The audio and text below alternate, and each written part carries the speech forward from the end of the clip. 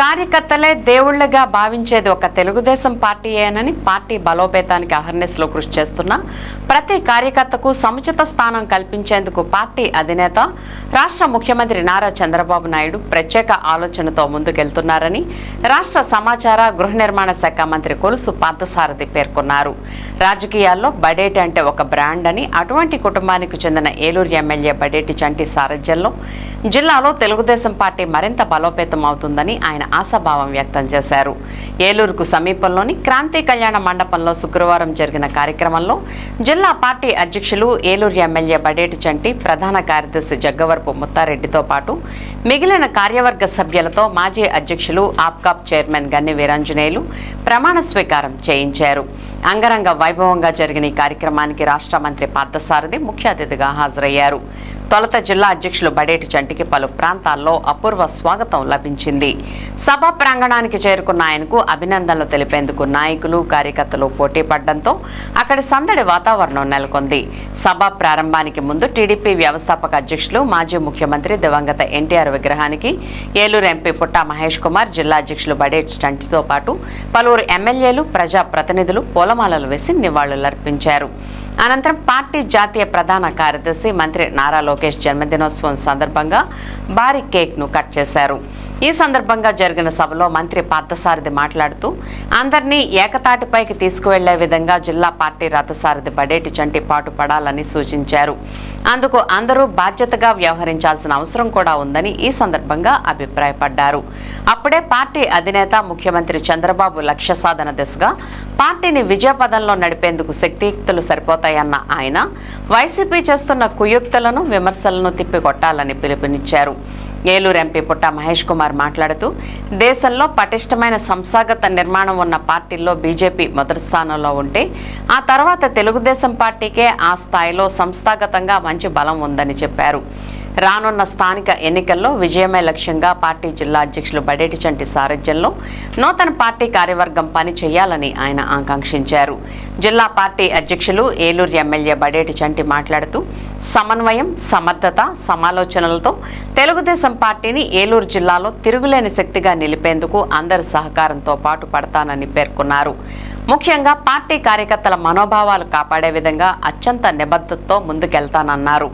ఒక పక్క టీడీపీని బలోపేతం చేస్తూనే మరో పక్క కూటమి సఖ్యతను కాపాడే లక్ష్యంతో బాధ్యతాయుతంగా పనిచేస్తానని చెప్పారు.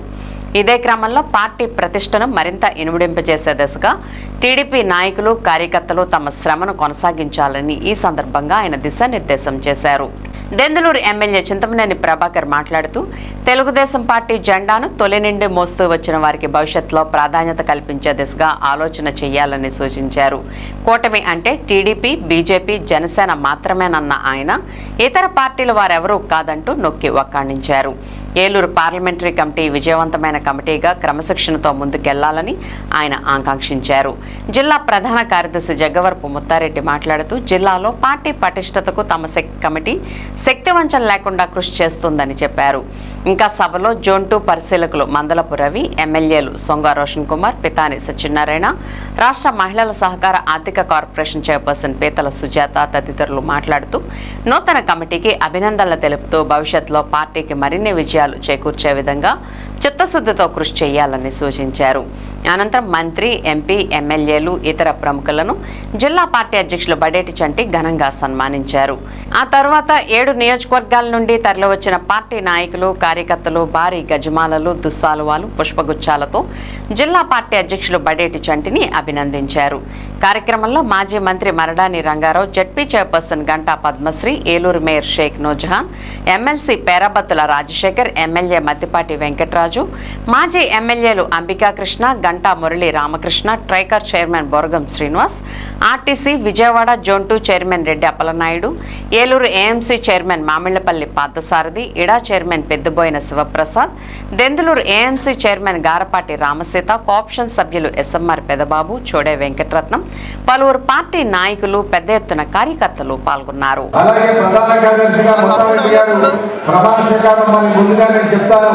వాళ్ళు చదవలసిందిగా కుడి చేతిని ముందు పెట్టి ప్రమాణ చేయవలసిగా కోరుతా ఉన్నాను.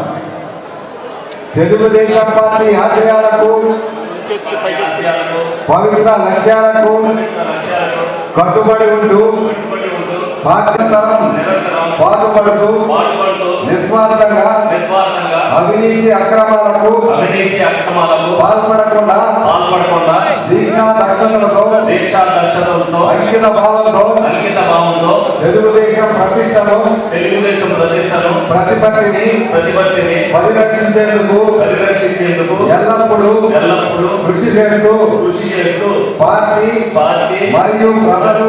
మరియు ప్రజలు నాపై ఉంచిన విశ్వాసాన్ని వమ్ము చేయకుండా నిత్య చైతన్యంతో పార్టీకి ఉజ్వల భవిష్యత్తు కల్పించేందుకై నా వంతు కర్తవ్యాన్ని విధులను బాధ్యతాయుతంగా నిర్వర్తించగలనని ప్రమాణం చేస్తున్నాను.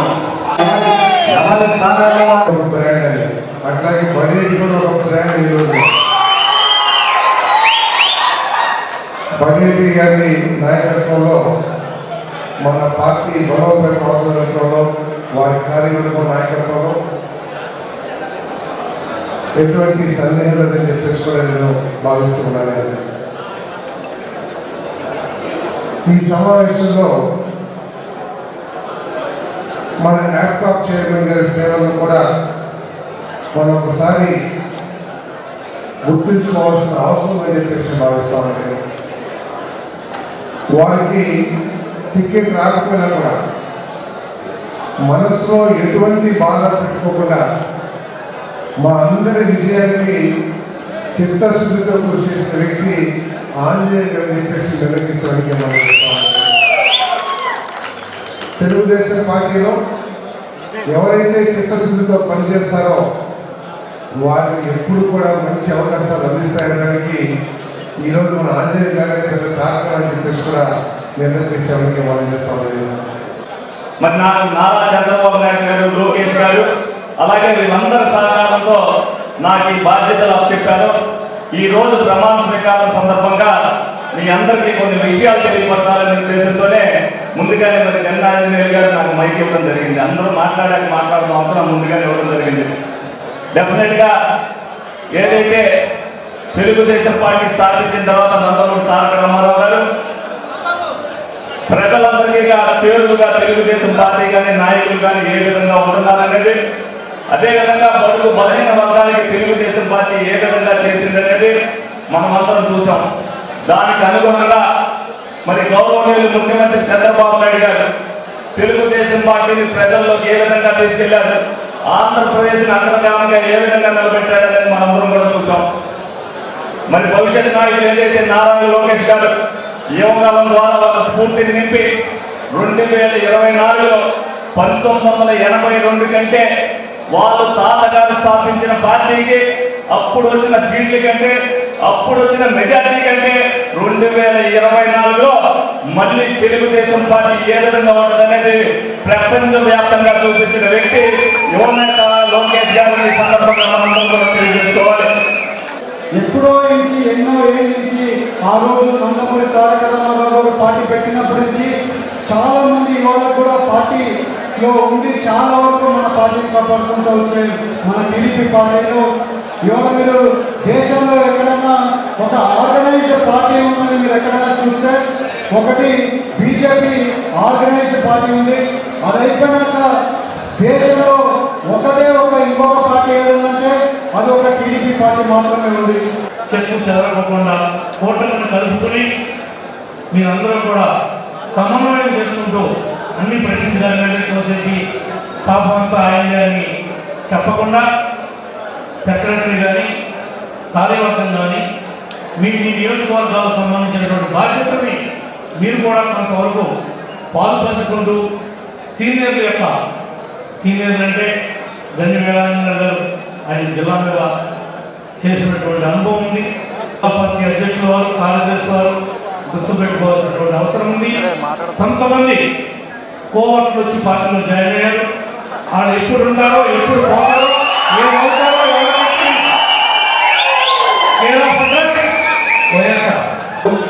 మరి మరి ఈరోజు ప్రధానంగా బాధ్యతలు తీసుకున్నటువంటి చంటి గారికి, ముత్తారెడ్డి గారికి, కార్యవర్గ సభ్యులందరికీ కూడా హృదయపూర్వకమైనటువంటి అభినందనలు తెలియజేస్తూ చంటి గారి నాయకత్వంలో రాబోయే రోజుల్లో ఏలూరు జిల్లా పార్టీ, తెలుగుదేశం పార్టీ రాష్ట్ర అన్ని జిల్లాల కన్నా ఏలూరు జిల్లా పార్టీ బ్రహ్మాండంగా ఉందని మరి సందేశించేలాగా మనందరం కూడా కలిసికట్టుగా పనిచేస్తామని చెప్పి మీ అందరికీ కూడా తెలియజేసుకుంటూ నిమగ్నం అవుతుంటే భారతీయ జనతా పార్టీ కూడా భారతీయ జనతా పార్టీ కూడా వారి యొక్క బలాన్ని 3 పార్టీలు సమాజం ఎవరికాన్ని పోటీగా బలాన్ని పెంచుకుంటూ భవిష్యత్ తరంలో ఇక్కడ ఉండే ప్రతిపక్ష పార్టీ వైఎస్ఆర్ పార్టీ జగన్మోహన్ రెడ్డి యొక్క క్రూరత్వ రాజకీయాన్ని 7 ఆఫీసులు ప్రతి నియోజకవర్గంలోనూ వస్తూ మన జిల్లాకి 2 ఎకరాల్లో ఒక ఆఫీస్ వస్తుంది.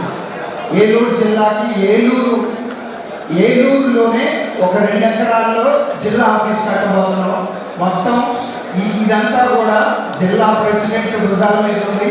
ఆయన ప్రతి ఎమ్మెల్యేతో ఇన్ఛార్జ్తో మాట్లాడి అనగానే ఏ ఊరికైనా తెలుగుదేశం పార్టీని పెట్టారు కానీ అప్పటి నుంచే ఒక పేదవాళ్ళ కళ్ళలో ఒక ఆనందం, వాళ్ళ ఏళ్ళలో ఒక సంతోషం ఉంది.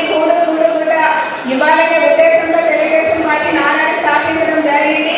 మరి పేదల కళ్ళలో ఆనందం చూడడం మరి సపోర్ట్ ఇస్తూ ముందుకెళ్తామని నేను చెప్తున్నాను. అలాగే మరి కొత్తగా ఎన్నికైన నాకు మీ అందరి స్వాగతం ఉంటుందని చెప్పి నమ్ముతూ నాకు అవకాశం ఇచ్చినందుకు థ్యాంక్ యూ. పార్టీ పదవులు చేయలేదు. నన్ను ఒక్కసారి పార్టీ పదవిలో జిల్లా ప్రధాన కార్యదర్శిగా అధిష్టానంలో ప్రమోట్ చేసింది. వారికి ఎప్పుడు కూడా నేను కృతజ్ఞతగా ఉంటానని చెప్పి మనవి చేస్తూ, అలానే ఒక చక్కటి జిల్లా